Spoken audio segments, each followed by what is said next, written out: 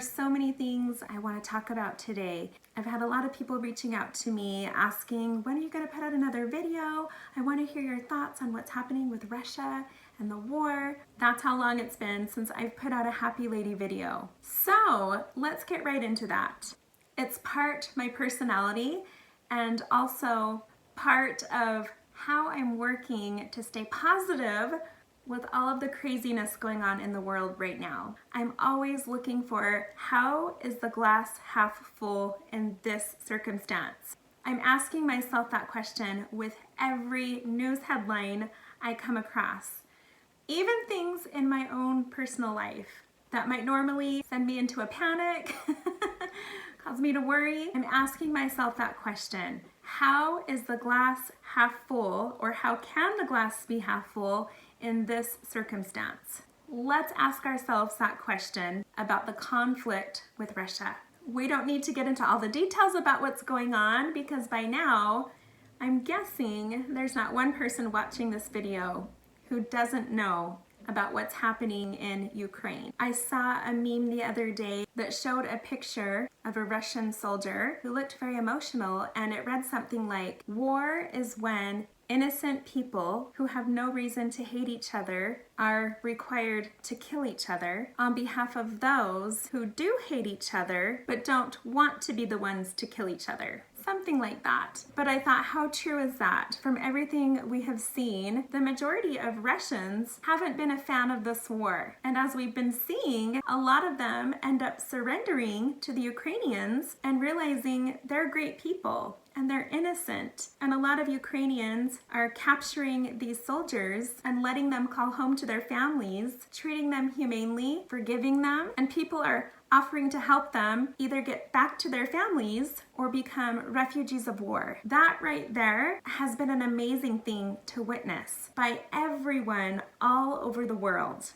Everyone's watching this. Everybody's seeing how this is playing out. Something else that has been positive about all of this is it's been a way to bring the world together, because just about everybody is in agreement that what Russia did isn't okay, and everybody feels the need to want to do something about it, to get involved, to help. It's giving people an opportunity all over the world to show love for people they've never met. Complete strangers. These are all things that make up a Zion people. These are all things that we need to learn to be prepared for when the Lord returns. We have to be a Zion people. And as we all know, Zion is what's in your heart. We have to have soft hearts. We have to be kind, humble, meek, charitable, long-suffering, mourn with those who mourn, strive to lift others' burdens. Basically, be like our Savior. And the Lord is taking these global events and using them to allow us an opportunity to soften our hearts and show love. It has been so uniting and healing. It's crazy to think that events that are tragic and painful and frightening at the same time are also being healing and uniting. And that's the beauty of how God can take chaos and the plans of the adversary and use them for his good. So if you look at it from a bigger picture, we can see who's winning, and it's not the adversary. My friend Beth shared this the other day, and take a look at the screenshot. Now this is a screenshot from NBC News that talks about a forecast of between 70,000 to 100,000 people who are forecasted to leave from Russia. It says these are only the IT people. Those figures from just one industry indicate a potential explosion of Russians who are departing their homeland, probably never to return or see their families again. Russians who are able to afford the cost of leaving are traveling to countries such as Israel or Turkey, which remain open to Russian flights and do not require visas. There's no going back until he, Putin, does leave. The entire middle class and intelligentsia and liberal-oriented class of people in Moscow and Russia will have to leave. There's nothing to be done about it. Putin has brought us to this point. She also shared this with me. I'm not sure who this is from, but it says, "Mom, Dad and I called and had a tear-filled conversation with him for a few minutes. He told us of having to decommission the temple before they left Ukraine, such as they would have to do before a renovation, shredding all the sacred papers and destroying all the temple clothing, putting a drill bit through the hard drive of the computers. He is very broken-hearted to see what is taking place there. One of his counselors took his wife and baby and went to Frankfurt. One was left behind to watch over the temple and is now in the basement of the temple patron apartments, waiting things out. I told him we were praying for the temple and the people of Ukraine. A Facebook group had asked people to fast for Ukraine today, so I joined them in fasting. Please keep them all in your prayers. Love, Mom. It was very sad to hear this description of what they have to do when they leave a temple behind, especially during a circumstance such as war. And it reminded me of what happened when the saints left Nauvoo and how they had worked so hard to build this beautiful temple, and then they had to watch it be destroyed. In Doctrine and Covenants, section 45, verses 68 and 69, it says this, "And it shall come to pass among the wicked, that every man that will not take his sword against his neighbor must needs flee unto Zion for safety. And there shall be gathered unto it out of every nation under heaven." And I'm feeling it. "And it shall be the only people that shall not be at war one with another." So this prophecy in scripture is telling us that the whole world will be at war with each other, except for those who dwell in Zion. And we know that that gathering of Zion is taking place all over the world. We gather in our stakes. Those are the stakes of Zion, and they are located all over the world. These are groups of the members of the Church of Jesus Christ of Latter-day Saints, as well as their communities who are a loving, peaceful people. These are the only places where people will not be at war one with another. And it tells us that people all over the world, in every nation, will flee to these places if they're not willing to take up arms and fight against their neighbor. I thought it was so amazing how we're seeing that happen right now. Millions of people fleeing to places of safety, places where there's peace and love. It's part of prophecy that before the Lord returns, his people are gathered together as one. And what quicker way to gather them together than to allow the heat to turn up when it's hot enough and comfortable enough? That motivates us to get up and move towards something better. This also reminded me of that awesome announcement back in April General Conference of 2018, when they announced a Russian temple, and everybody was just in awe. And of course, we haven't seen anything happen. There hasn't been any progress since that announcement. In fact, I'm just going to read what it says right now under the status on the church website. It says, "The Russia temple is currently in the planning stages. No groundbreaking date has been announced. Renderings of the Russia temple and site plan have not yet been publicly released. No city has been officially announced for the location of the Russia temple. However, there are currently only 3 cities in the country where stakes have been organized: Moscow, St. Petersburg, and Saratov." President Russell M. Nelson made the historic announcement of Russia's first temple at the end of his closing remarks at the 188th Annual General Conference. No city was named as part of the announcement, only that it would be constructed in a major city yet to be determined.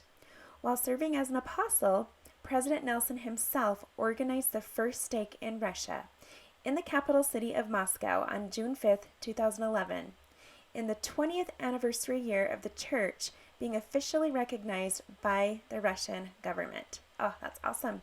There are over 23,000 members of the church in Russia, organized into 3 stakes and 10 districts. And I believe when he was there organizing that stake, that's when Sister Wendy Nelson had that awesome experience with the members of the 12 tribes of Israel. It says, temple facts. The Russia temple will be the 15th temple built in Europe and the first built in Russia. I think this is the perfect example of obedience in the Lord, trust in him, and having that faith. Being willing to make a temple announcement without being able to announce where it will be built. I don't know. I'm going to ask this question. I haven't looked into it. Is this the first time this has ever happened where a temple was announced without a location? Meaning just the country is announced, but no city. I don't know. I haven't heard before. So if you know, please reach out to me. I'm just super curious. But anyways, I was just thinking about this and realizing that clearly this temple is going to be built. And President Nelson knew that when he made this announcement, but he also understood the political tensions that have been going on right now. And there's wisdom, obviously, in a city not yet being announced. But the Lord has plans for Russia, and there are obstacles getting in the way, and some great challenges. And we've seen, especially in the book of Exodus, what happens when people get in the way of the Lord's work. And I'm specifically referring to Pharaoh and the Israelites. It's going to be exciting to see the changes that happen possibly as a result of this war that's going to open up the doors for that work to be carried out in this country, to fulfill that gathering of all the saints so that they can receive those temple blessings and enter that covenant path. Now, I don't think it's a coincidence that we're learning about right now in this week's Come Follow Me, the book of Exodus, and how the house of Israel, the Israelites, were in a situation where God needed them to move. They cried out for God to intervene and give them relief. And what did the Lord do? He turned up the heat. He made it uncomfortable enough for Pharaoh to finally give them the green light, which would allow them to move eventually to their place of Zion, the promised land. They were given a great leader, a great prophet, Moses, to lead the way. He acted as a vessel for the Lord and performed mighty miracles to make this possible. And through that priesthood power of God, we saw the impossible become possible. I know we've talked about before how it seems that everything we study in Come Follow Me plays out in real time today. We're seeing right now this mass gathering of people who are fleeing from those northeastern countries out west.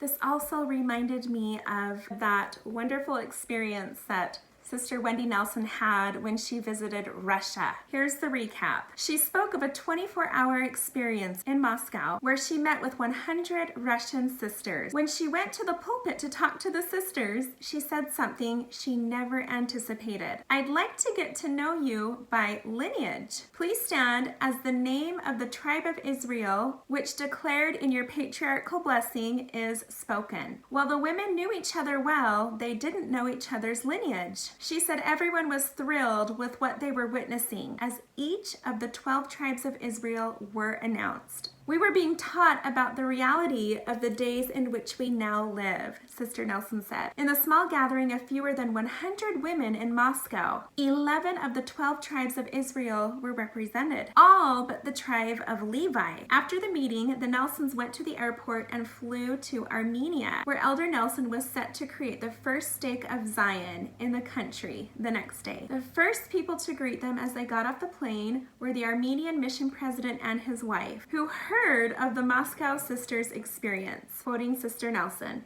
the first thing she said to me was, "I've got Levi."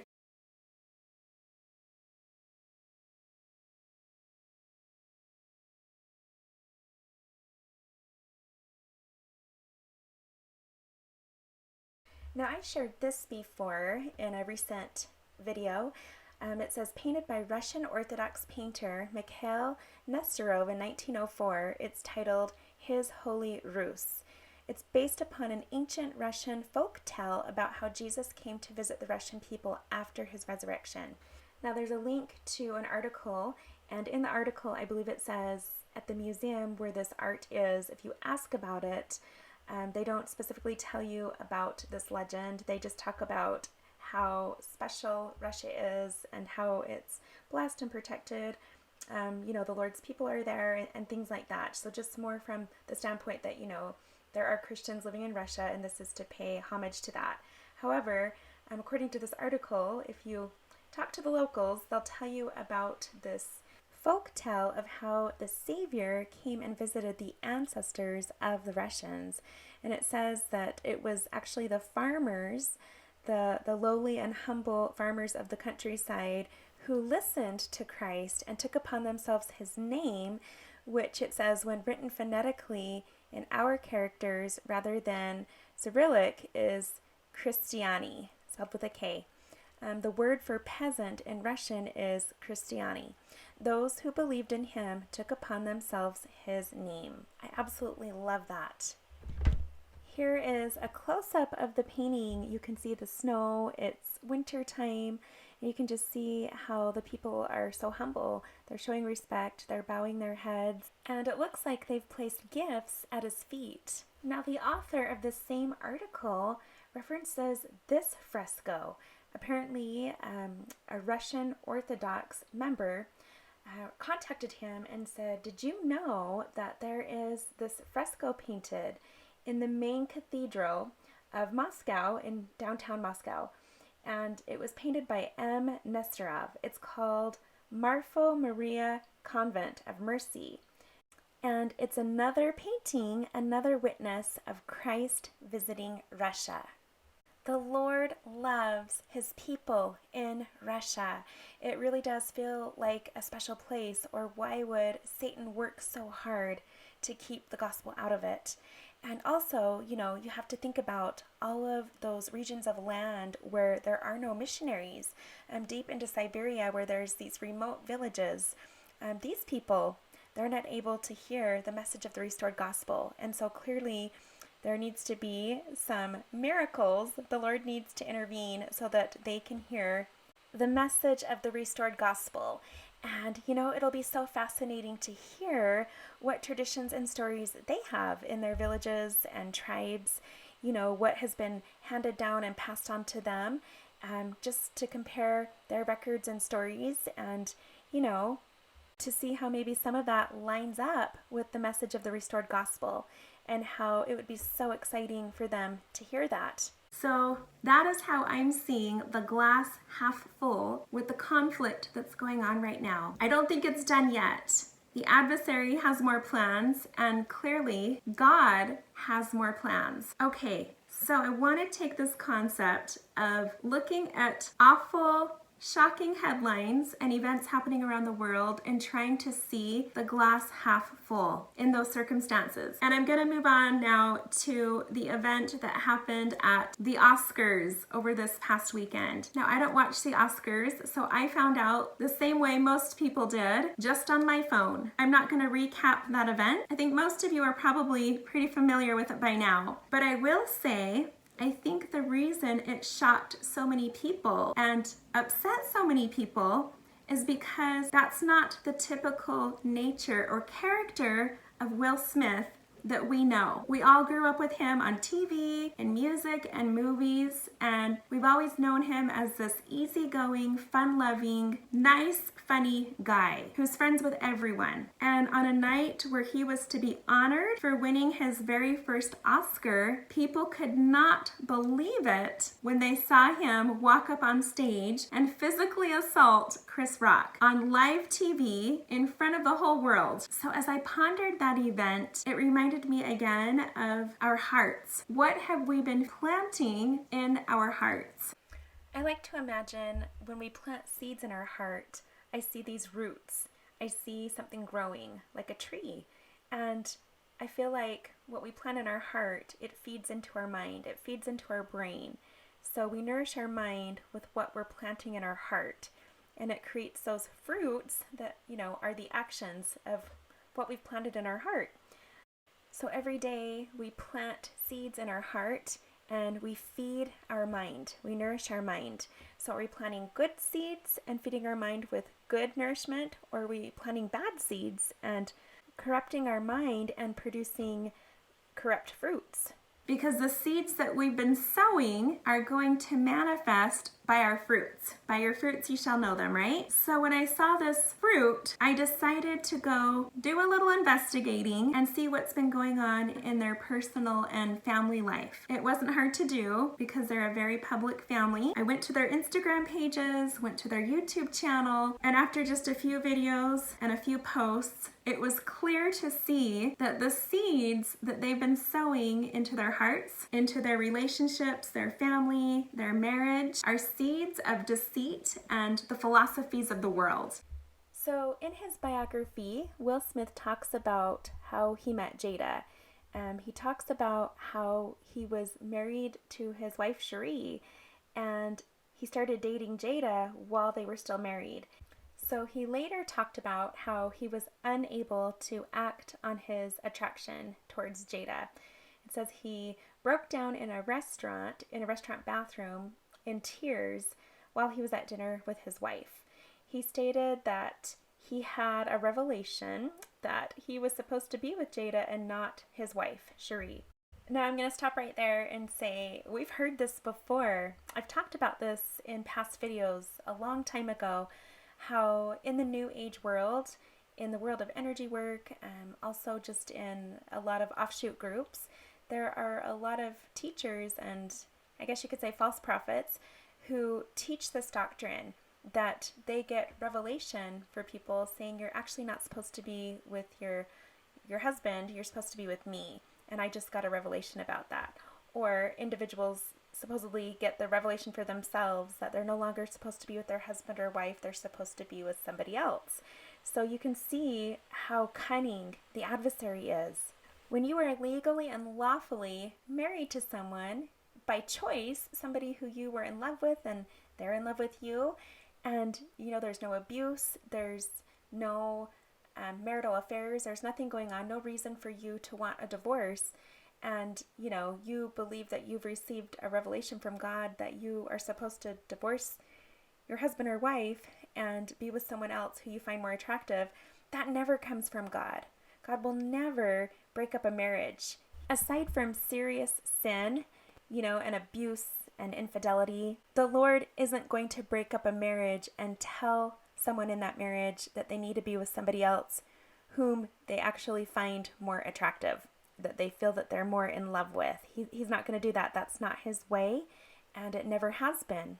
Now, Will has talked about how he does not believe in divorce, and so this is why he had a hard time dealing with this so-called revelation. It says that his wife, she had no problem filing for divorce when she could tell that he did not want to be married to her anymore. She sort of did him the favor, and she filed on Valentine's Day. The article went on to say how his wife reached out to him when he began dating Jada, and she said, "I'd like to try to make it work one more time if you're interested." And he said no. He said he was already dating Jada and he had no interest in making the marriage work. And so, I don't know, it reminds me of situations like King David and Bathsheba, and so many other similar stories where it never turns out well in the end. Once somebody chooses to go down that path, it never ends well. It just doesn't have that happy ending. It reminds me of Matthew chapter 5, verses 27 and 28, where the Lord says, "Ye have heard that it was said by them of old time, Thou shalt not commit adultery. But I say unto you, that whosoever looketh on a woman to lust after her, hath committed adultery with her already in his heart." That is so key right there. The Lord is talking about your heart. That's where it starts. You plant that seed of lust in your heart, and it grows into something, and the fruit that is produced is the affair. So this is how life with Jada began for Will. It began with adultery. It began with those seeds of lust that were planted in his heart, and it went from there. And we've seen time and time again with celebrity couples that when there is an affair, the offender usually goes off and ends up being with the person that he or she had the affair with, and then there continues to be more affairs. The person that they're with ends up having an affair. Once you build a relationship based off of unfaithfulness, deceit and lies, you carry that on into your relationship, into your marriage. All of those teachings of self-love, it's all about me, right? Above all, love yourself. That teaching that, no one else can make you happy and you can't make anybody else happy, nor should you try, nor should they try. The only person that can make you happy is you. You got to look out for yourself. Put yourself first. Be number one. Make yourself happy no matter the cost. That twisted philosophy that, it doesn't matter what choices you make, what values or principles you live by, as long as at the end of the day, when you look at yourself in the mirror, you're happy with what you see. If you're happy with what you see and you're happy with how you feel, then you must be making the right choices. So these are the philosophies that they live by. It's what they parent by. It's what has built their marriage. You do what you want, I'll do what I want. We're two separate people. Two separate paths, two separate identities, two separate lives. We just happen to live in the same household. And again, here's the fruits of these seeds. So here's a news article that says the term open relationship has never been as popular as it is right now. So these celebrity couples that have these open relationships and promote these philosophies, they are great influencers. And all of the fans and the people that love them, admire them, look up to them, they start to take on these philosophies. So it says, while many couples are exploring and talking about enjoying consensual, non-monogamous relationships, there's one couple whose marital setup has many intrigued, Will Smith and Jada Pinkett Smith. It mentions how many believe that his outburst and his physical assault at the Oscars award show was a result of the open marriage and the affair that his wife had on him. And so I remember thinking that myself when I first saw the video, and it was no surprise that so many other people kind of came to that same conclusion and had that same speculation. But it goes to show all of the fans and followers of this family who have been listening to their teachings and philosophies, it just goes to show them, no matter how popular they have made this topic of open relationships and open marriages, they're now seeing the fruits of that, and hopefully maybe they're reevaluating those teachings and maybe looking for different role models. We don't need each other to be happy, but we have to go out and find what it is that makes us happy. And we have to be okay with each other doing that, because that's the highest form of love. If you really love someone, you'll let them be free. You won't keep them trapped in a prison. You'll let them have wings and fly. Let them do whatever they please, so long as it makes them happy. So again, all of the focus is on yourself. How does this decision benefit me? Who cares how it might affect my children or my husband, so long as it benefits me? Me. These New Age philosophies have been creeping in to so many marriages and families, especially within the church. I've talked about this before in past videos, but these teachings of put yourself first, take care of yourself, do what you need to do to feel beautiful and pretty and valued, whatever that looks like. Don't be afraid to hold back. Don't let principles or values or religion or doctrine or people who love you tell you what you should or shouldn't do. That should be up to you. Only you know what makes you happy. Nowhere in those philosophies are you going to find the doctrines of Christ. Do what makes the Lord happy. Obey and honor your parents. Be faithful to your spouse. Do unto others as you would have done unto you. Show your love for God by your love for others. Love your enemies. Love your neighbor. Because the gospel of Jesus Christ is a selfless gospel. The gospel of the world is a very selfish gospel. And this topic has been coming up a lot lately. My friends and I have been talking about it quite a bit. So when I see things happening in the news that are a picture-perfect example of that, I can't help but use that as a teaching moment for myself and my family. But you see that people who are steeped in these philosophies and doctrines of men have a really puffed up pride and ego, are easily offended. They can seem unbalanced or like a short fuse ready to explode. They want to be made to look good And if anything makes them look bad, messes with their reputation, or makes them look weak, they go into attack mode. Because it's all about puffing yourself up, lifting yourself up, making yourself look good and amazing. How many likes can you get? How many awards can you win? How many books can you sell? How often is your name trending on social media? These are the ways that these people find value. It's how they feel loved. It's not real love, but that's all they know. In the restored gospel of Jesus Christ, we learn what our real identity is, who we really are, where we came from, why we're here, and where we're going. This life is not about us. It's about striving to become like our Savior Jesus Christ. Everything we do it for Him. We do it in His name. We are His disciples. We bear His name. We are all, by membership of the Church of Jesus Christ of Latter-day Saints, disciples of Jesus Christ. We don't care what the world thinks about us. We care what the Lord thinks. It's not our own will, it's His will that we seek after. His gospel is a gospel of truth and a gospel of peace. These philosophies and doctrines of the world are the opposite. They provide confusion, chaos, the opposite of peace. And it's interesting, I noticed on Will and Jada Smith's Instagram pages and social media posts, they reference the word chaos a lot.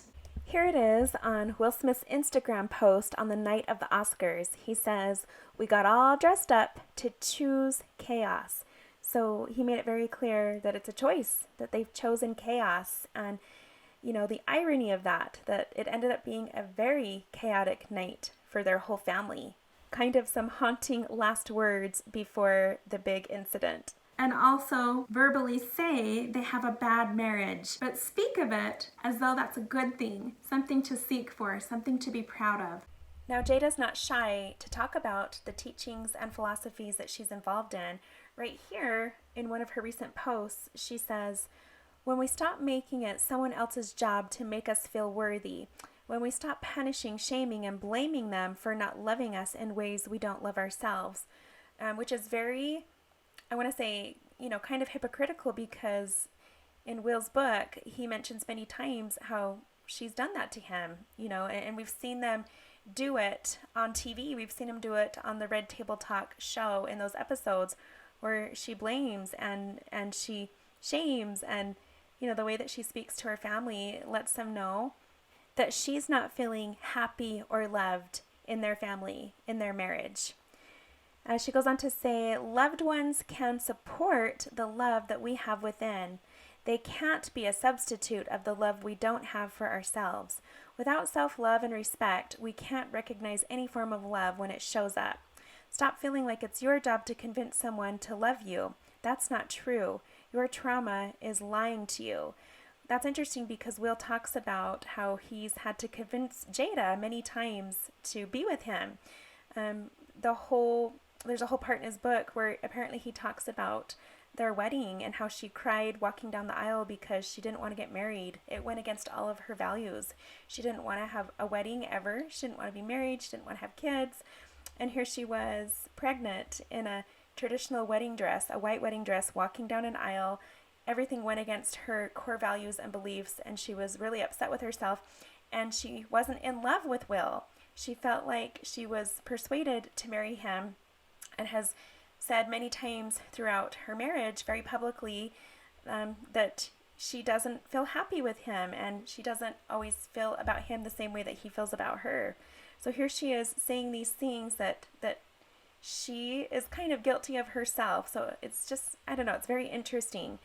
But she says, let's see, "The moment we are willing to take responsibility for the condition of our lives, hearts, and spirits, is the moment we take our power back to create a life and a spirit of love we had put in the hands of someone else to create for us. When we recognize the power of our choice and start uninviting all the unhealthy choices and people we invited into our lives, we are beginning the practice of self-love." So when we get rid of people who we think are toxic, which could just be anybody who doesn't make us happy, right, according to our own standards, we push them away because we love ourselves. I'm going to pause right there because I have a friend who's been going through this with her sister. She one day surprised everyone in the family and said, I can't be around any of you anymore because you're all bad for me. You're all toxic and you've caused pain and trauma throughout my life and in my childhood. And it's why I'm the way I am today. And so in order for me to heal, I have to cut you all out of my life. And my friend was just flabbergasted. Her entire family, they had no idea what she was talking about or where this was coming from. They did know that she had just got involved with a group of New Age people who were leading her away from the covenant path. And she's continued to go down that path and, been exploring a lot of things that probably don't line up with the principles of the gospel. And it's just given her more justification to keep going down that path. But it's this philosophy that you push away all the people in your life who love you because you're convinced that you're a victim and you blame everything on them. You blame all your choices and those outcomes on the people in your life. So you don't take that accountability or that blame, but you put it on everybody else and then you push them away saying, you're not healthy, I need to get away from you. So you essentially become a hermit from everyone who loves you, It's very much a tactic that you see in abuse and cults where people try to isolate their victim and remove them from the very people who are protecting them, keeping them safe, and who actually love them. So this is very familiar and it's very dangerous. So she goes on to say,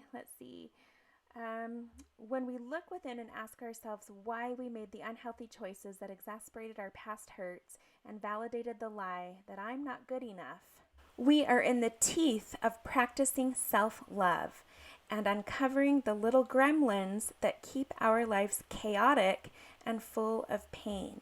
There's that word chaotic, chaos. They talk about it often. But remember, they just said in a post, they're choosing chaos. But here she says, these are the things that keep your life chaotic and full of pain. So she's referring to chaos as something that's painful and negative. However, it's a choice that they've made. It's very interesting. So the day I first learned about this incident at the Oscars, along with everybody else, I started to feel like everything I'm learning about Jada, it really does sound like narcissism. And I wondered if she had ever been considered or, labeled a narcissist, or if anyone in her family had ever brought that to her attention. Sure enough, on her Instagram page, I found this. She says she's a narcissist. She says, my narcissism is real. And then down below, there's that pay attention number 311. I noticed this comment. This person said, I swear this man is in some kind of mind-warping abusive relationship. He was laughing until he looked over and saw her all dramatically upset, then looked like he felt he had to do something in order to be on her side. This is one toxic relationship. I think just about all of America felt the same way, and the reason I'm bringing this all up right now is it's leading to part of the message. But the reason I'm talking about this is because they are a very open family, and so they give their whole life, all of the details, to the whole world, and it's always been that way. And so I always feel like if you're, willing to put all of your personal information out there for the world to see and to talk about and analyze and comment, then you clearly don't have a problem with the world analyzing and commenting and dissecting, the details of your life. But I think with everything we've learned from this family because of this incident, it's really been eye-opening to show a bigger picture of what's going on in the world right now, especially in Hollywood, all through the example of one family. So everything I was reading from, the words of this family themselves, everything they were posting and sharing, everything that was so public, it just kept reminding me of somebody from the scriptures, somebody from the Old Testament that we're going to be studying this year, and her name is Jezebel. I kept hearing in my mind that spirit of Jezebel, all the characteristics of Jezebel, and she's the reason we have that saying today. Sometimes people will refer to someone as a Jezebel. So I looked it up and wanted to get the meaning on the name, and it says that the Hebrew meaning of the name is, where is the prince? Now, I kind of laughed when I read that because I thought, well, the Fresh Prince of Bel-Air, where's the prince? But anyways, apparently this was a ritual cry from worship ceremonies in honor of the god Baal during periods of the year when the god was considered to be in the underworld. So it's a cry for the god of this world, for the god of the underworld. And according to the Wikipedia, calling someone a Jezebel could also hint at their wicked nature. Jezebel in the Old Testament embodied wickedness, but most likely this wickedness comes in the form of adultery or sexual sin. A Jezebel will prey upon a man of God, like Potiphar's wife to Joseph, in order to sway him to do something that he will regret. And that just reminded me of what happened at the Oscars, when it wasn't until his wife looked at him and said, "You better do something about this. Don't let me get disrespected like this." That's when he snapped and he got up and he did something that he later very much regretted. And it's interesting, the meaning of the name Will or William is strong-willed warrior. And you can see that turmoil going on inside of his mind when he talks about he feels like he has to be a protector of his people, this strong-willed warrior, but then at the same time a lot of people are saying, but he's been such a pushover in his marriage and in his family, and he's not standing up for what he really believes and feels is right. That creates a lot of inner conflict. And maybe one of the reasons why he hasn't been standing up for what he believes is right was because of how they initially started off their relationship. So as I was pondering on this the next day, I was driving my kids to school and I was thinking about it that morning because the headlines continued to be everywhere. And when I got in the car, we turned on the car, and the song that happened to be on the radio was that song by Hall & Oates called Man Eater. And normally I wouldn't even have noticed, and suddenly the words stood out to me. And, they say, "She's deadly, man. She could really rip your world apart, mind over matter. Oh, the beauty is there, but a beast is in the heart." Oh my goodness, you guys. I kind of got chills when I heard that. And it reminded me of Jezebel. Absolutely, the description of Jezebel. And so my ears were perked. Now, if you're familiar with the song, then the rest of the words continue giving that Jezebel description. He goes on to say, "I've seen her here before, watching and waiting. Oh, she's sitting with you, but her eyes are on the door." So I was wondering if that was just a strange coincidence. I decided to change the station, and the very next song on the next station I changed it to was a group called The Smiths. You guys, at this point, it definitely did not feel like a coincidence. Well, by this point, I pulled into the garage. I was home. I turned off the car. And then about 45 minutes later, it was time to take the last child to school. I get back in the car, turn it on, and the song that happens to be on the radio is a song called "I Put a Spell on You." And you guys, that just was crazy because I had been reading comments on all of the news headlines from that morning, and people were saying it's almost as though Will is under a spell, that his wife has put a spell on him, and when she looks at him a certain way or says a certain trigger word, he snaps and he's a different person. He snaps into action and does, her dirty work for her, kind of a thing. And so there it was, "I put a spell on you." And anyways, the song played when I dropped my son off at school to all the way when I went home, and at that point I just turned off the radio and I thought, okay, I'm done for today. But clearly this is significant. There's a pattern here. There's a message in this.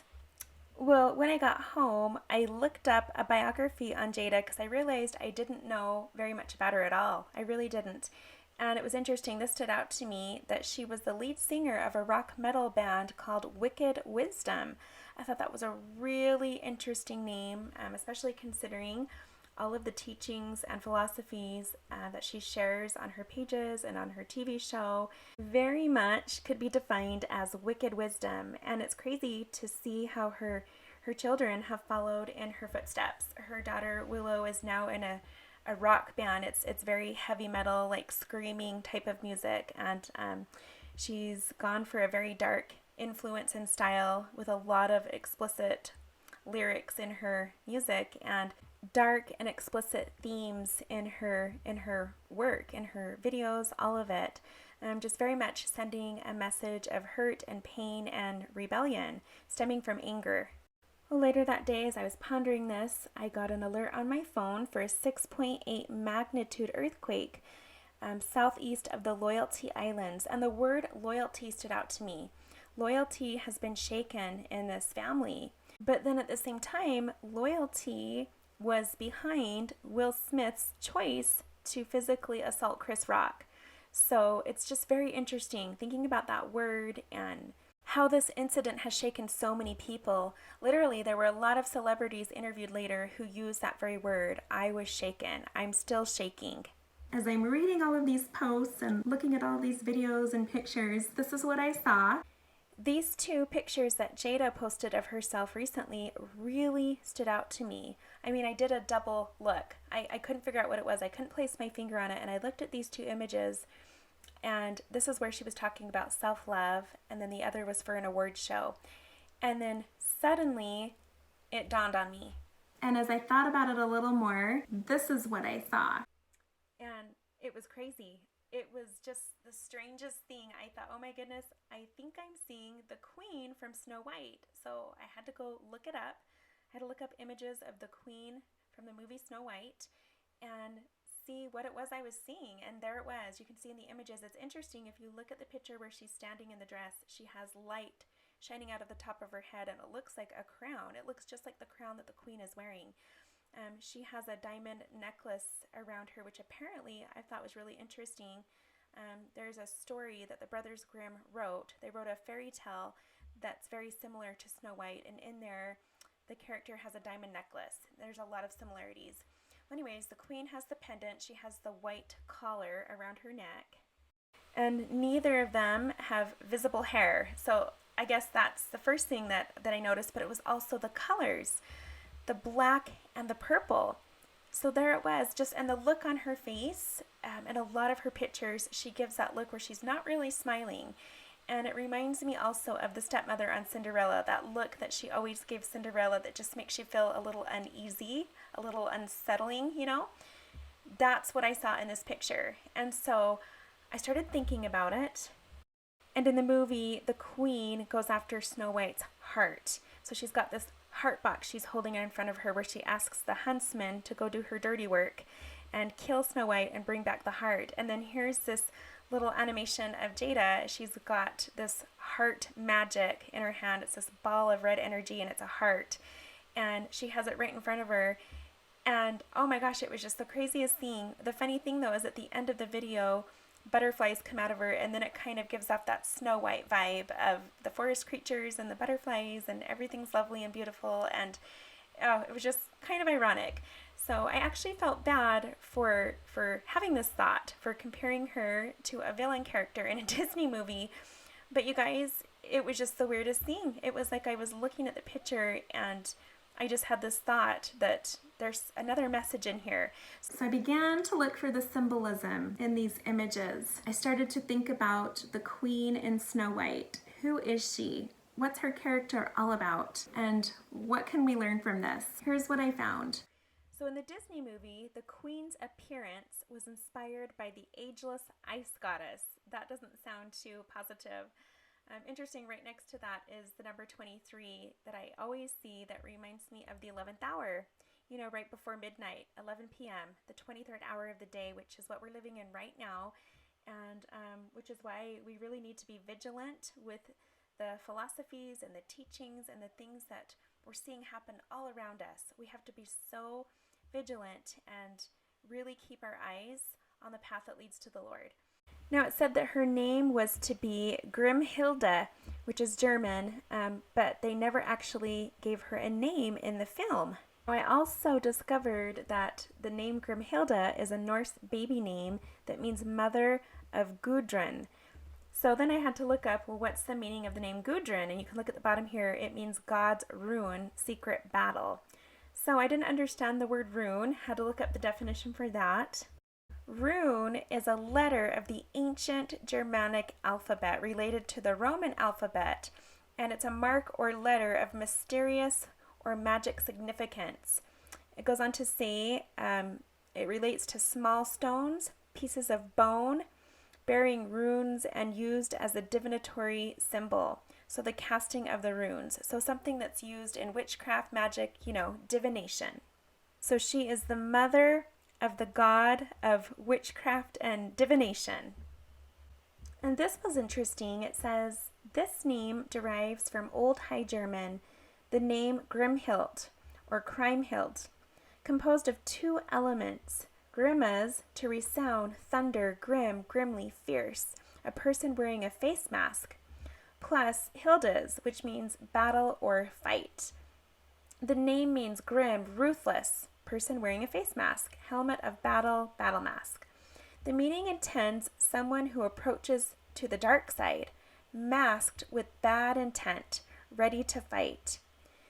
You think about the queen and she's very self-centered. It's all about her and how beautiful she looks. She's always looking in a mirror and looking for that praise and validation from everyone but God, which I think symbolizes Babylon, the world. She's so consumed with herself and her own physical appearance and vanity that her pride consumes her and it destroys her. And as a result, she seeks to destroy others. To me, it was just a reminder to catch ourselves before we go down that path. The less time we focus on ourselves and focus more on others, the happier we become. Loving others actually helps us feel God's love for us. It's amazing. It's a truth that the world isn't going to teach you. You have Snow White, who is the opposite of that. She's very selfless, looking to uplift and cheer up everyone around her, to serve and to help and to love and to always find the beauty. Her heart is pure, and that's what makes her more beautiful than the queen. Now, how is the glass half full in all of this? As I was reading all of these news stories and social media posts, and I was going through all the comments, it gave me hope to see the overwhelming majority of people all over the world are united in their feelings about all of this, feeling that the way Will Smith handled that situation was not okay. That violence is never the answer. That choosing violence and then moments later saying you're all about love and you're a vessel of love for God sends a confusing message. People unanimously agree that they don't like how this is an example of if you're rich, famous, and you have power, you can do whatever you want and there's no consequences. There's no accountability. You can hurt other people and moments later receive trophies and awards. People were saying how it was confusing that Jada Smith openly had an affair and how she twisted her actions to make them sound like her choice to have an affair was a good thing. It was a blessing for their whole family and it was healing because it made her happy. It's very confusing to watch your wife treat you that way, and then she nudges you to defend her honor and jeopardize everything you worked so hard for and your image and reputation, putting that all on the line to defend her honor. And everybody was saying, what honor? She doesn't honor you as her husband. She doesn't honor your marriage, but you defending her image and her reputation, her honor, caused you to choose violence. You could see how about 90% of the world was united in those feelings that this isn't okay. It was awesome to see people's views on love and fidelity, relationships, marriage, kindness. It was hands down, all across the board, almost unanimous. That gave me hope because a lot of times what we see is the narrative that the media gives us, that the majority of the world actually thinks and feels this way. And you start to feel like you're the minority. You know, I must be the only one who feels this way about family values and marriage and accountability and choices. And the media would have you believe that you are the only one. You're old-fashioned, right? It was so refreshing to see people from all over the world, young and old, all in agreement that none of these things are okay. And they felt the need to stand up for what they felt was right. I loved that. It gave me hope. So here's one more thing I want to bring up that I think is really important because I'm seeing a pattern with this. I learned as I was reading all of this stuff about the Smith family, just from everything they've shared and posted themselves. In his autobiography, Will talks about how he sought out a shaman to give him a psychedelic tea or psychotropic tea to lead him through visions so he could have these spiritual visions and receive answers, right? He's looking for spiritual healing and guidance. Now, this was after a split that he had with his wife Jada in 2011. And it says, an hour after drinking the tea, he wrote, I was floating deep in outer space. I was trillions of light years away from the earth. During his trip, he sensed an unseeable woman who he came to call Mother. She was behind him. He said, I can tell she'll never leave me. So apparently he did this 14 times while he was visiting Trinidad. I believe that's where he went. He went on a trip. And he was seeking out spiritual healing. And so isn't it interesting that Hollywood is full of so many broken people? The world is full of so many broken, sad, suffering people who have been through a lot of traumatic experiences, and they're all looking for healing. They all want to feel better. They're all looking for spiritual enlightenment and truth, something better, but they're looking in all the wrong places. They're all going down this new age path into enlightenment and having these experiences, out-of-body experiences, so that they can receive personal revelation through visions. And it's not the Lord's way. When we open up our body to mind-altering substances, we open up a doorway to the adversary to be deceived, and he's very good at it. The Lord will always operate through his channels of the priesthood. He'll always operate through the Spirit, through the Holy Ghost. Never outside of that. If it's any other way outside of that, it is not of him. And so we're just seeing this trend right now that this is what people of the world are doing when they can't find that love and find those answers. They look for it in all the wrong places. And so I had just seen a documentary on the History Channel last year, I think it was. And it was about a place in the Amazon where people were going to have these experiences with this tea. It might be the same place where he went, or where a lot of the celebrities go. And it was very expensive. And the guy doing the documentary went and he tried this out and he did it. And he was completely out of his mind and out of his body for what seemed like 24 hours. And he was vomiting, he had diarrhea, it was painful, he cried, he was so emotional, he couldn't control his emotions, and he received all these answers and visitors from the other side that he felt were his spirit guides and taught him all of this knowledge and wisdom. Anyways, it can become very addicting. People have these experiences and they want more and more. Rather than using prayer and having that direct communication and personal revelation from God through Jesus Christ, they choose other alternative methods, which we know are not of God. Anyways, I had learned about this last year, and then here I was reading about Will Smith doing this very thing. And from what I've heard, when you open yourself up to these substances, it's very similar, the effects are similar to LSD.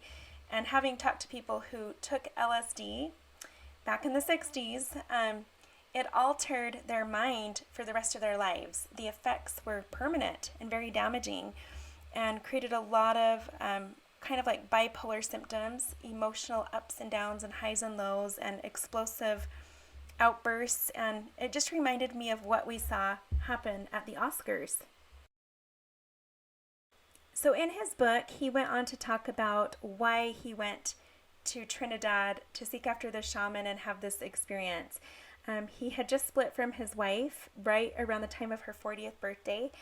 He talks about how he put together a 3-day birthday blowout. It was an idea that came to him in some kind of a vision 3 years prior. He said that he created a documentary about his wife's family, complete with audio recordings from her beloved late grandmother. So it was something he tried to make very special. It was supposed to be very sentimental. He hired Jada's favorite artists to do custom paintings. There were golf outings and hikes and a lavish dinner in a 20-foot-long archway filled with photos of Jada. After the meal, a screen lifted to reveal the night's surprise performer, Mary J. Blige. He said, "I was the perfect husband." But afterward, Jada said nothing about it. Not a thank you, not an I loved it. Instead, she took a long shower and then told him to cancel the rest of the weekend's plans. When he balked, she yelled, "Cancel it now," and called the party the most disgusting display of ego I have ever seen in my life. They didn't speak the rest of the trip, or on the plane home to Los Angeles, or even a few days later. Smith writes that he finally told his wife, "I retire. I retire from trying to make you happy. I quit. You go do you, and I'm gonna do me." He added that they didn't want a divorce, but needed time apart, writing that the act of fulfilling each other's needs was a vampiric relational model. So Smith went on a spiritual journey, traveling to Trinidad to relax. So while he was there, he met with a counselor who specializes in something called tantric sexuality, which is a type of yoga and meditation, which was originally practiced as a way to make sexual offerings to the gods so that you could be blessed, so to speak, in those areas of your life. And so absolutely against, what we believe in our church and in the restored gospel of Jesus Christ. Definitely not in line with that at all. But there are a lot of members of the church who do this, who practice this, and who have these experiences. And so I've just been seeing this trend not only with this family, with the Smith family, and within Hollywood, and of course of the world, but also with members that are within the church who are following these teachings of the world that are so alluring, and they're getting caught up in this, thinking it's okay because it's just meditation, it's just yoga, and yoga's okay. We do it at our Relief Society activities, and the kids are taught meditation in the schools. It's something that's normal. But truly, it's a wolf in sheep's clothing. And I've talked about this before in past videos. I've written articles and blog posts on it. It's definitely something that goes hand in hand with all of these philosophies and teachings that are pulling people away from the covenant path. So this medicinal tea is called ayahuasca, and it's something that comes from South America. It's used in ceremonial spiritual medicine among the indigenous people in the Amazon basin.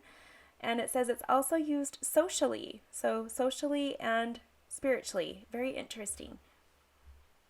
Well then, this morning, there happened to be a news headline. I could not believe it. There it was again. It was sort of like a breaking news headline that I guess wasn't really new news to some people. I don't follow these couples or people, so it's stuff I was not aware of. But here it was. I just saw this title as I was on YouTube, and it says, "We were exercising some things out of us that we needed to get rid of." And I look up, and it says, Machine Gun Kelly details his ayahuasca trip with Megan Fox. There was that word, you guys. And what's crazy is I had not looked up that word yet. All I knew was it was a tea. I didn't know the name of it. So when I saw it here, that's when I did a Google search for that word and then realized it was the same name of the tea that Will Smith drank. So here it is again. Here's this pattern. Here's this trend. So apparently this Machine Gun Kelly was on a talk show just a day ago talking all about the trip that he went on, meaning the hallucinating trip with the drug or with the medicine, with the tea, and all the experiences he went through and how it healed him, and he swears by it, and his wife had an intense experience with it, and I think it lasted 3 days or something like that. Anyways, just to see these people, these celebrities that so many young Americans idolize, people all over the world idolize, and they hear them promoting these things and they think, okay, I have issues in my life, I need healing, I'm going to maybe seek after this medicine, I'm going to try to have one of these experiences. And you look at the fruits of these celebrities, you see the chaos and the mess and the things that are going on in their lives, and it's so obvious that this is not healing, this is not benefiting them in any way. If anything, their lives are getting more chaotic. Now, as I said, I am not aware of this couple. I don't know much about them. I've seen the movie Transformers, so that's how I know Megan Fox. And I'm aware of Machine Gun Kelly just because I have teenagers, but I did not know that she left her husband for him.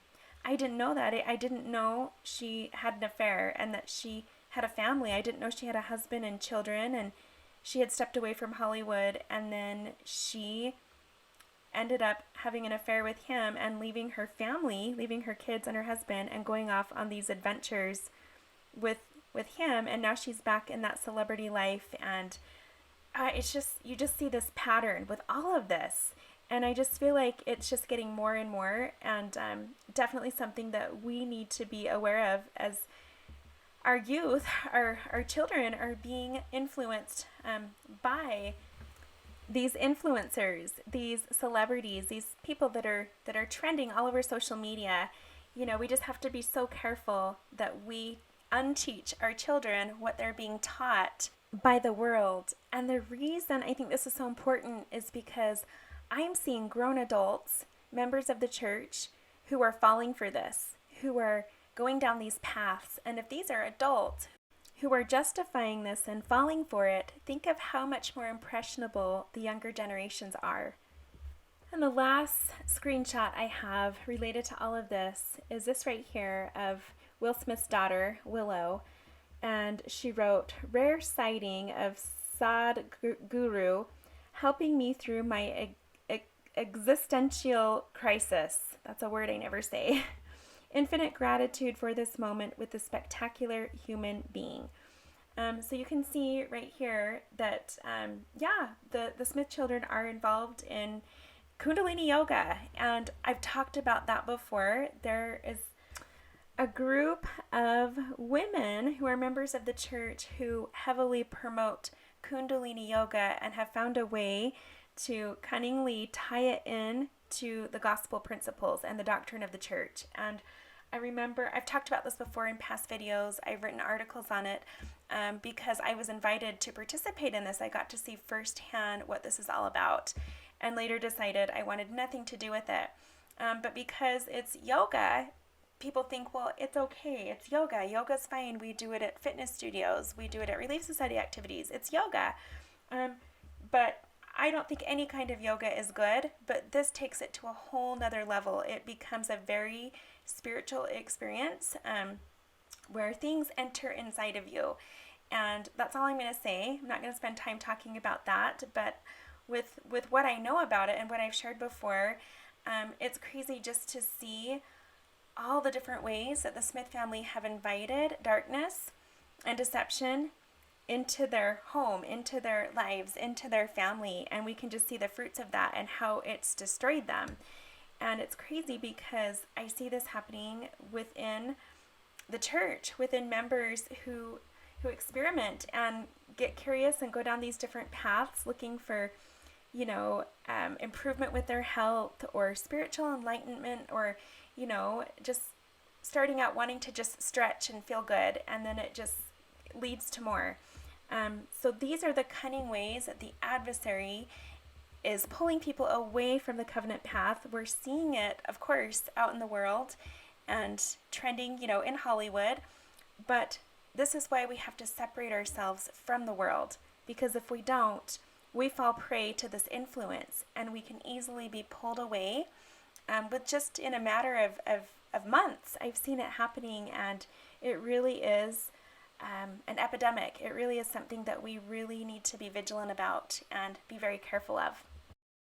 So my friends and I have been talking over the past few weeks about this topic that just keeps coming up. It keeps surfacing, of these New Age philosophies and teachings that really seem to attract women. Everywhere you go, you see all of these women, young and old, gravitating to these teachings and philosophies. It's all about me, self-love. Those are the key words. Whenever you see self-love, you're going to find these teachings. A friend of mine who is in the Stake Young Women's presidency of her stake has been talking about her experience with planning girls camp and how it's been very tricky and difficult because the Young Women's president and some of her counselors are very heavily steeped into these teachings and philosophies, and they're trying to incorporate that into girls' camp. They're bringing in tools and modalities and activities and outside people who promote these teachings and philosophies. In fact, one of the activities is all about self-empowerment, how you have the power within yourself, how you need to find your personal power, your inner strength to be the best you that you can be. But nowhere in those teachings is anyone saying, find your strength in Christ. Through His power, we are healed. It's not our own strength. It's not us. It's Him. None of this is pointing these girls, these ladies, these women to Christ. These teachings all scream, you. Self-empowerment, self-love. You have the power within. Find that inner power, that inner strength. Heal yourself. It's very deceiving. And as we know, women have such a great influence in this world. They have an influence in their homes, in their families, in their marriages, in their callings, in their communities. The influence of a woman is powerful. Whether she be a righteous woman or a woman of the world, her influence is powerful. And so we're noticing these patterns of these women who are allowing these teachings and philosophies to creep into their lives and into their homes and families and callings. And they're slowly influencing everyone around them very subtly away from the covenant path. A lot of these women are social media influencers, and they're pulling so many women in the church off of the covenant path. So as we've been talking about this, we've been talking about meditation and yoga and all of these tools that seem to go hand in hand with these teachings. And I've watched so many of these social media influencers and women who I'm friends with on Facebook talk about the need to meditate, to empty your mind, clear it of everything. And I've talked about this before. That is very different than the meditation we're taught in the scriptures, where we meditate on the Word of God, which means we're not emptying our mind, we're filling it with the Word of God. Meditation, God's way, is edifying, uplifting, filling, sort of like the glass half full. We're bringing in, we're building, right? Meditation, according to the world, is depleting, emptying, clearing out, being void, sort of like the glass half empty. With one, you're building, you're filling up. With the other, you're depleting and you're emptying. So as I was pondering on this, I came across some videos about these Tibetan monks. Take a look. Okay, so I had seen this video about this practice, and I don't know if I can pronounce this.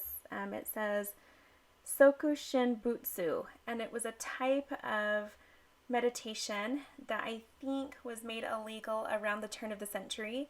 But prior to that, it was this practice where monks would go into this very deep meditation for some of them, a few weeks, and they would fast leading into it, and they would refrain from water and food, and the purpose of this meditation was to die. So they would meditate until death. And the reason they did this was because they believed if they could do it just right, they would self-mummify. And so they would come out being these perfect mummies where they would basically see themselves as immortal because their body would never decompose. And it looked very, much like they were alive. And so if they could be successful at self-mummification, then they were considered very special, kind of like a saint in the Catholic Church. Like they were highly praised and they were worshipped. So their mummified body would be moved into a temple where people could see it for years, for decades and centuries, and worship them. And they believed that it secured them one of the highest spots in heaven next to the throne of God, where they would live out eternity, with eternal bliss. And so it was something that many monks tried to do. And apparently if you weren't successful at it and your body didn't fully mummify, they disposed of your body and you were never mentioned again. You were never glorified, or recognized or praised. And so, I don't know, it's so sad. I read about it and it just sounds like such a waste of life, right? But it says that one of the mummies in one of their temples is over 550 years old. And it's just crazy. It was just crazy to read about this practice. And I watched a documentary about it because it was so interesting. I'd never heard of this before. And I can see why it became illegal, but there was a lot of people that did this, and basically it was glorified suicide. It's crazy to see that there are people who believe that becoming closer to God and being spiritual means that you become a hermit, that you close yourself off from the world, from your family, from all relationships and communication, that you just sit and be idle and empty yourself of everything for hours and days on end until your death. It's crazy, but in a way, that's what a lot of people are doing in this new age world. They're spending more and more time being alone in places and spaces where they're away from everyone, and it's all about them and emptying their mind. It is the opposite of the message of the gospel. Go out and serve, go out and uplift and build and edify and grow and love. It's the opposite of selfless and very much selfish. Could you imagine what the world would be like if everyone closed themselves off into their own little spaces for hours and days and just sat there in silence, emptying their minds of everything? We were meant to roll our sleeves up and get to work, not to be idle and alone, void and empty. It is the opposite message of the gospel and doctrines of Christ. It's very deceptive, but it's also very trendy, I guess you could say.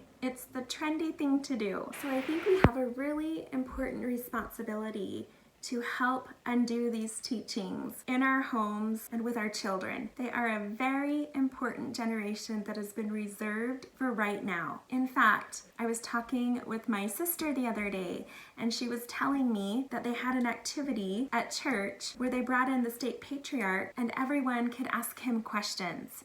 I remember we had an activity like this years ago when I was in Young Women's, and they did a combined young men, young women activity. And the state patriarch came in and the youth could ask him anything.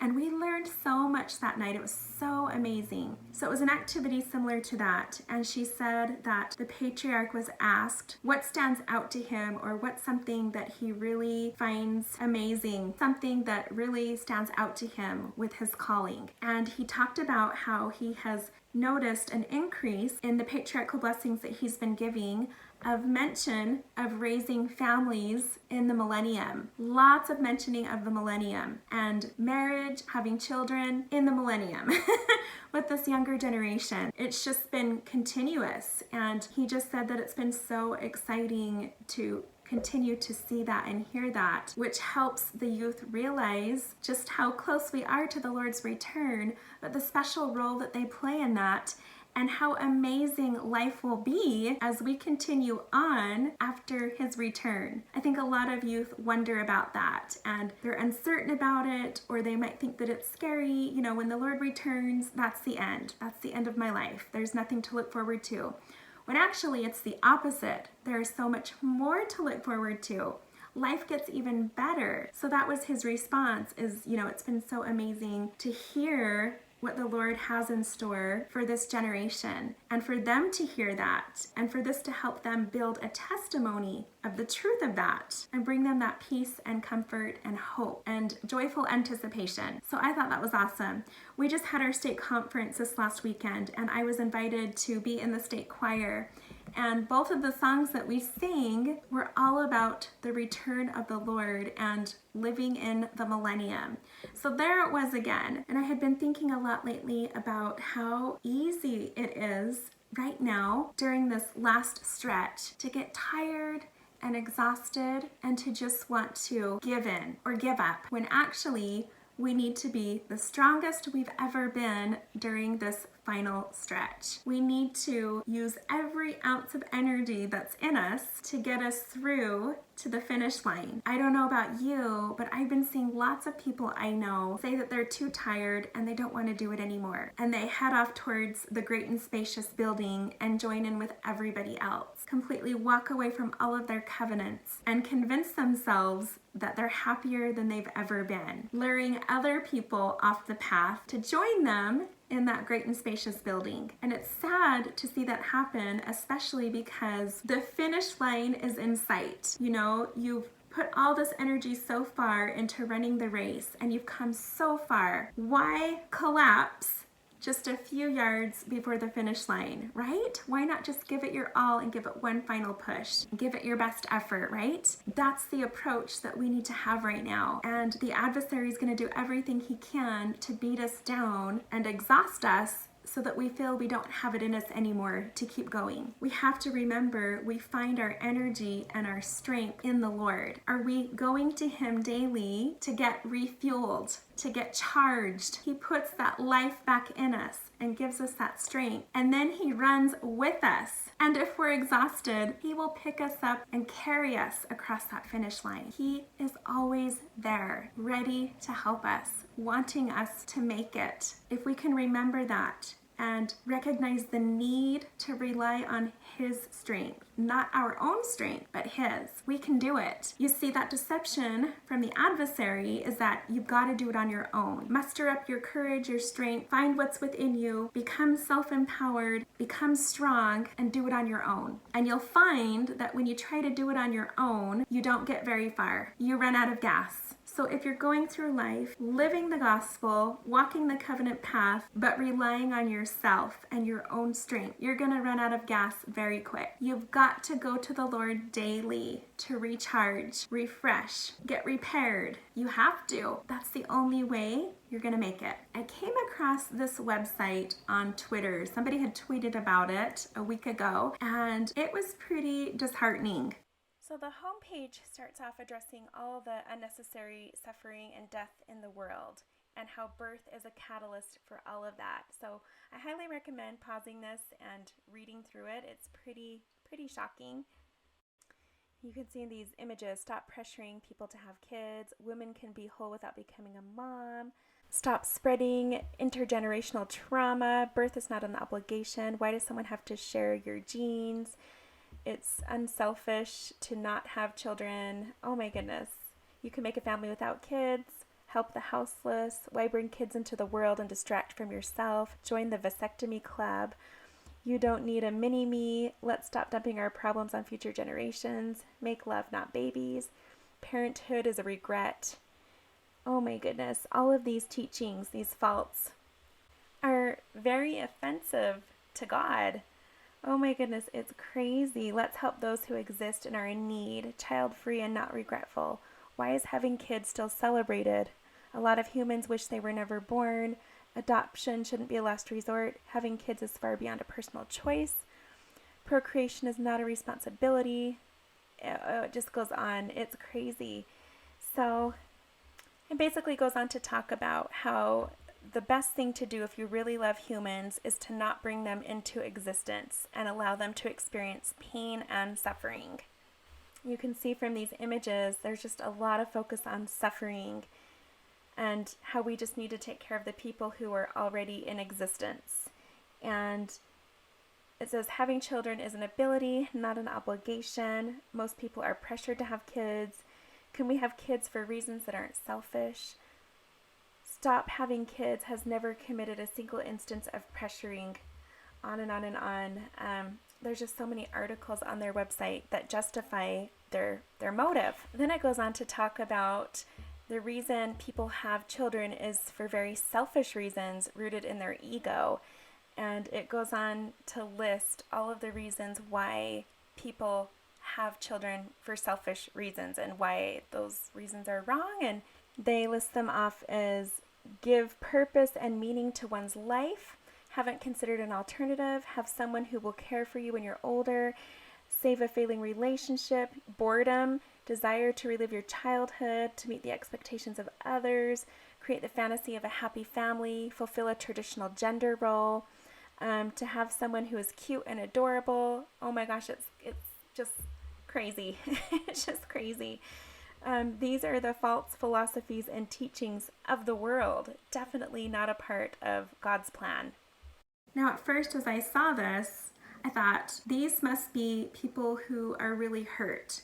People who have been hurt so bad in their life that they think it's their job to prevent other people from being hurt. And to them, life is painful, life is hard. So why bring other people into the world to experience that pain and hardship? They feel it's their duty to show love by preventing people from having that chance at life. By avoiding life altogether, people can avoid pain and sorrow and hardship. But that's not the Lord's way. We learn in Genesis that we could never know the good without knowing the bad. We could never understand what joy is without learning sorrow. So by preventing people from being born and getting a chance to experience pain and sorrow and suffering, they are also preventing people from getting to experience joy and happiness and love, but they don't focus on that. Anyways, as I looked over this website, I realized that these were just a lot of people who have been in a lot of pain and gone through a lot of hard things and don't have a knowledge of Jesus Christ. You can't help but feel sadness for them and a need to want to pray for them so that they can experience love and happiness and joy. But also, I realized that this is a very tiny percent of people, very tiny percent, that the overwhelming majority of people all over the world don't support the same philosophy. And sometimes we forget that. Sometimes we're so focused on the headlines that we read and how terrible and disturbing they are that we don't stop to think that these headlines and stories and groups and people don't reflect the majority of people in the world. I have a family member that calls me up weekly, sometimes daily, to just tell me all the latest terrible and shocking news headlines. And I can only handle so much of it.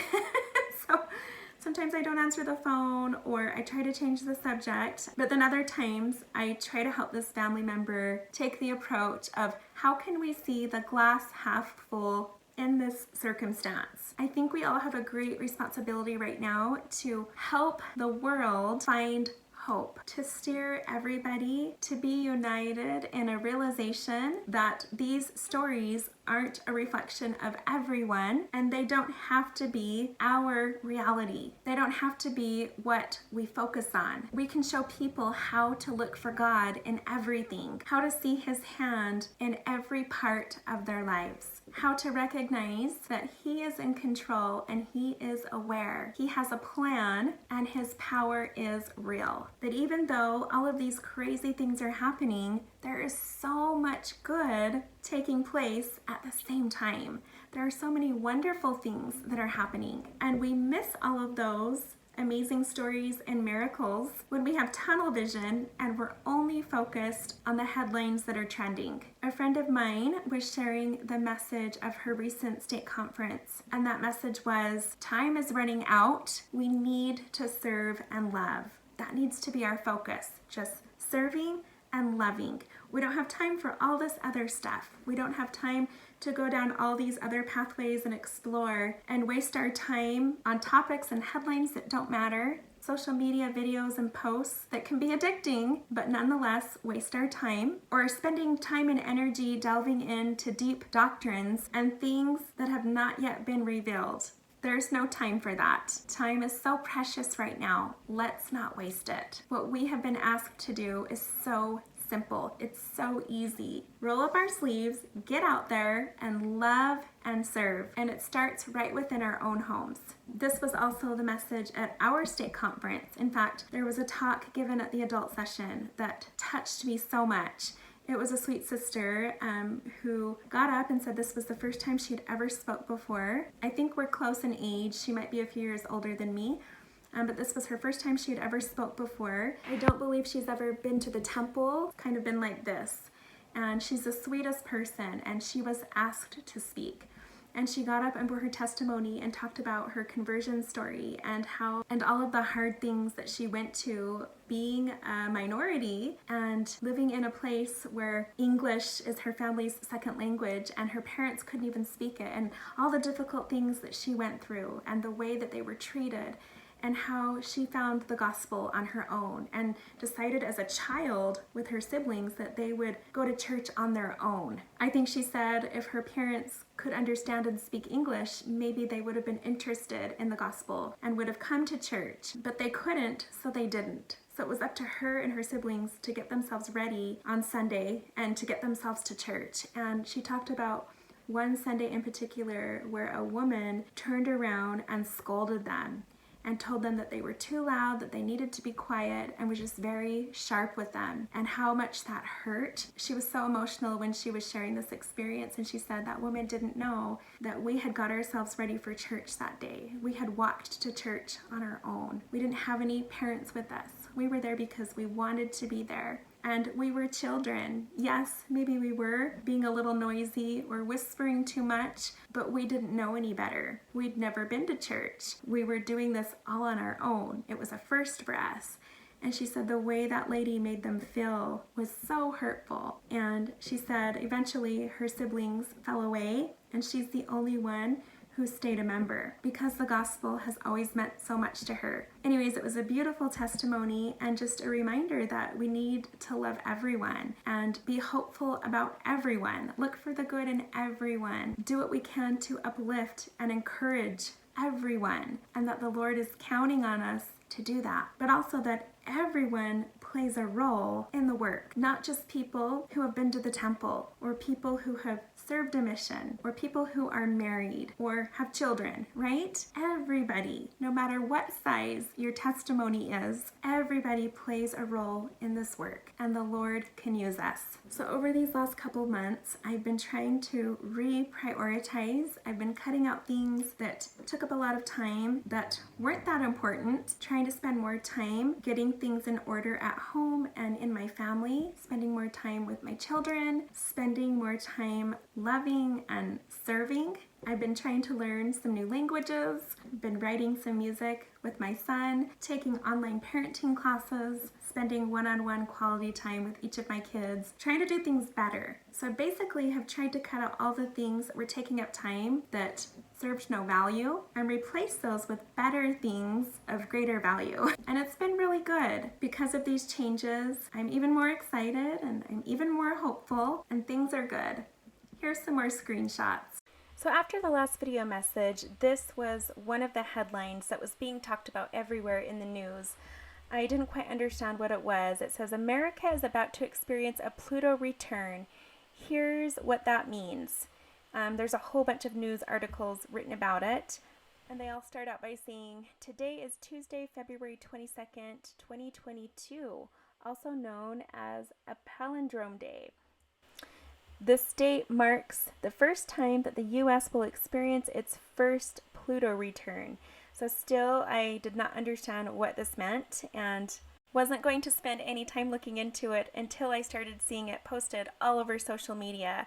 Now, if you would like to pause this part of the video and read this for yourself, feel free to. I'm not going to spend a lot of time on it. I don't know this lady. I don't follow her, but everybody was posting her post. Everybody, so many people who I know who usually don't post about things like this, so it was really interesting that day. She then went on to draw a chart to explain what it was she was trying to say.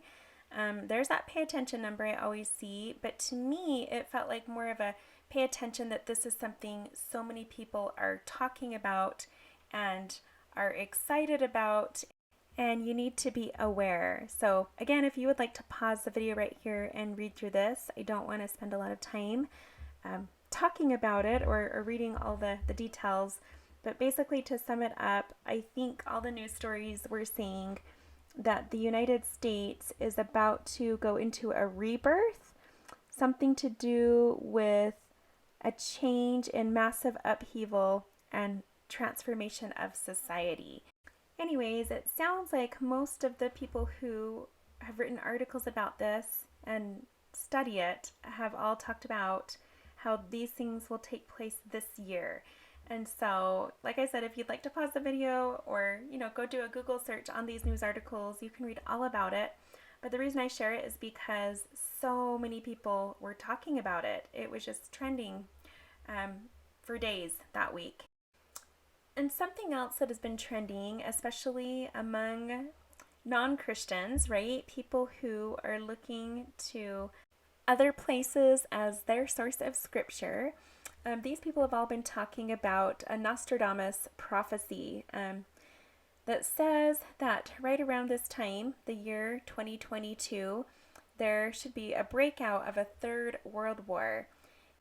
And if everybody makes it through the war, it will be followed by 1,000 years of peace called the Age of Saturn.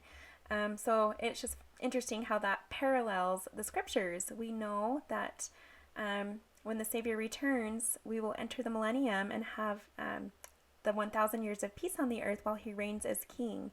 But it's always interesting how these prophecies outside of scripture never mention the Savior. So that's definitely something to be very aware of. I always like to hope that the people who look to these sources as their source of scripture, right, those who are atheist or non-Christian, that maybe these things will plant seeds in their heart or in their mind that will create an interest in learning more and will maybe lead them to the gospel. After my last video message, there was a big storm that came across the country called Winter Storm Oakley. So, of course, it caught my attention, and I had to look up the meaning of the word Oakley, which I figured definitely had to do with an oak tree. What's also funny is I had been invited that week to go up to Oakley, Utah to spend a day with our friends up in their cabin, and our family ended up getting sick that week, so we had to postpone it and reschedule. But just thought it was interesting that that word Oakley kept coming up. So the symbolism in the oak tree is longevity, strength, stability, endurance, fertility, power, justice, and honesty. And I thought, okay, if this is a storm that's coming across the country and it's bringing these things with it, that would be pretty awesome. So who's to say, who knows, but I always find it interesting, the symbolism in these words that are the names of the storms that sweep across our nation and often bring destruction.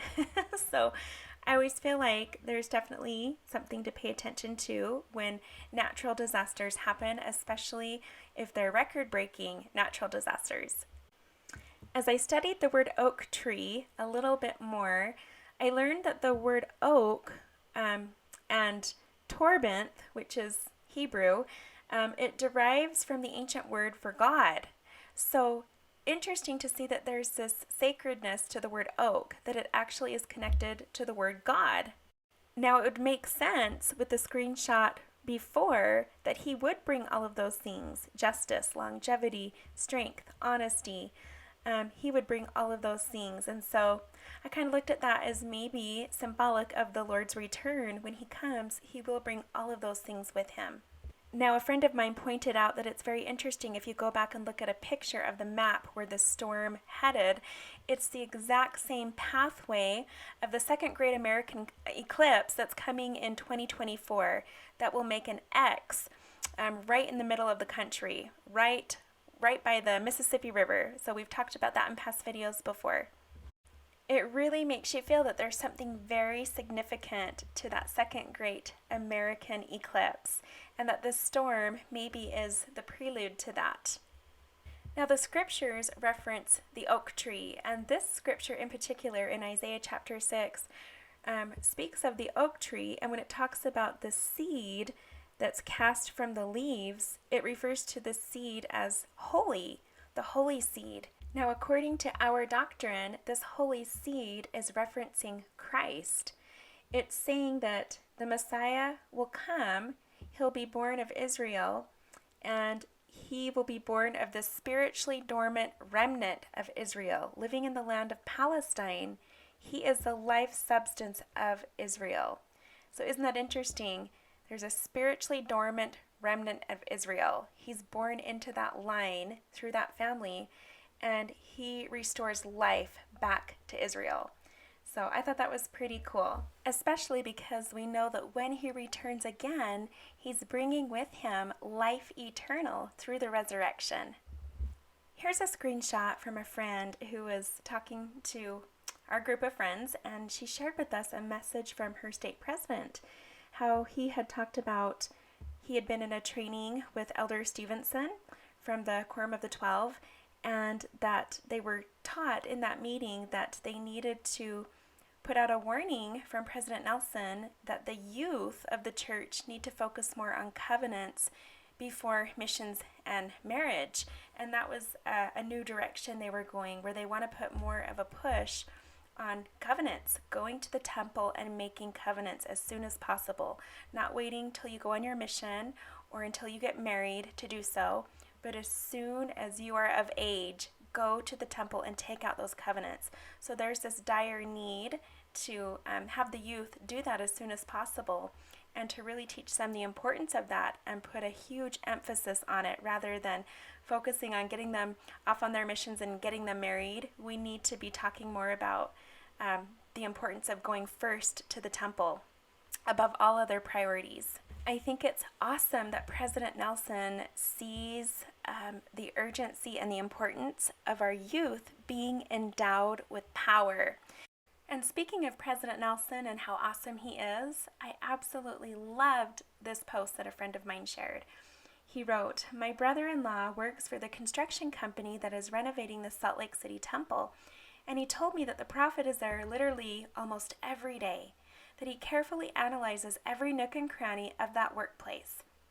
He told me that while working, oftentimes they will be asked to halt all operations and to go to their break areas. They are usually given a lunch by the church, and after they are done, they will return to work only to find out that plans have changed." He said, "It's like the prophet is being led by the Spirit on how to reinforce this temple. Back when I used to work in the Salt Lake Temple, I attended the devotional that they gave once a year to the temple workers. And the year that I went, Elder Cook was the featured speaker. He told us that this temple would not fall in the last days and that Jesus Christ would physically walk through this temple. This prophet was definitely chosen to ensure that this temple does in fact stand when he comes again. I know that this temple, when done, will be able to withstand an 8.0 earthquake and can move 5 feet in any direction with the new rollers installed. 3 weeks ago, my wife and I were working in the Jordan River Temple, where the temple president told us how massive the Salt Lake Temple will be when it's all finished. He told us that in comparison, the Jordan River Temple is about 160,000 square feet, but that the Salt Lake City Temple, when finished, will be about 250,000 square feet. It will have 5 ordinance rooms, 23 sealing rooms, and 2 baptistries," he stated. "If that doesn't tell you we are living in the last days, then I don't know what will. The sooner the Lord's coming, the more the work of the Lord hastens. I'm so excited to see the new Salt Lake City Temple, and I hope to be alive when the Lord does visit the temple." Now, I talked about earlier how I've been taking online parenting classes, and I've been trying really hard to spend more time with my kids individually and really working to do things better with my teens. Well, anyways, I put a post on Instagram, and I was just looking for a parenting hashtag, and I looked down, and right under parenting teens is my number. I always see 144. I always say that that number, of course, represents the gathering of Israel, the 12 tribes, the 144,000. But it reminds me of the younger generation, how the younger generation has this important responsibility to participate in that work, in that gathering, and how they're just so amazing. They're so special, and we have to, be doing all that we can to guide them in that direction and help them stay on the path, because they have a really incredible work to do. Now, I was grocery shopping, and in this moment, as I was ringing up the last food item, I was thinking about my kids. I was thinking about my teenagers and how I had just bought some things that I was going to surprise them with, and they were going to be so excited because it was their favorite snacks, and how I just loved being a mom. And in that moment, I looked down, and my total for my bill was $144. I just thought that was awesome. Just made me smile. And it's always in these moments where I'm thinking about my kids that I see that number, 144, that I feel like reminds me how important my job is and my role is as their mom, to help them do what they were sent here to do and be amazing at it.